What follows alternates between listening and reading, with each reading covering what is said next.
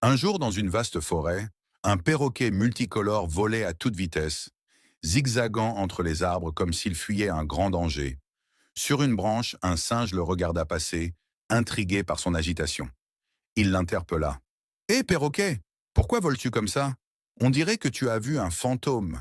Le perroquet, essoufflé, se posa un instant sur une branche et lui répondit. La police de la jungle arrête tous les oiseaux qui parlent.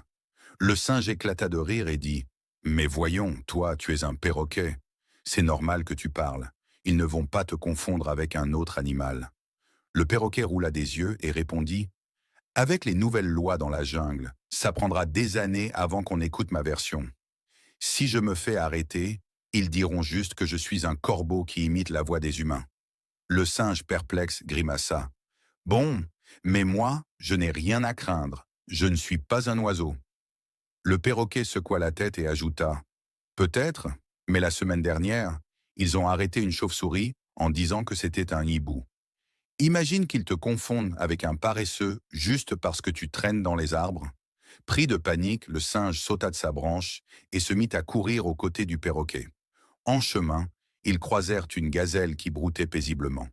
En les voyant, elle demanda « Que se passe-t-il? Pourquoi courez-vous comme ça ?»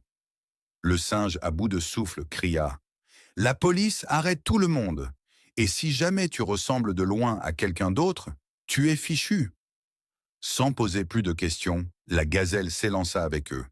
Très vite, un éléphant, un zèbre et même un crocodile se joignirent à leur fuite, tous terrifiés à l'idée d'être pris pour quelqu'un d'autre.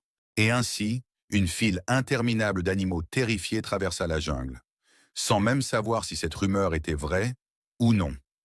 Pendant ce temps, un caméléon, bien caché sous une feuille, observa la scène et murmura à lui-même. « Heureusement que moi, je peux changer de couleur. Mais à ce rythme, je vais peut-être me faire passer pour un serpent. » Et il changea encore de teinte, juste au cas où. Abonnez-vous dès maintenant et ne manquez pas nos prochaines histoires.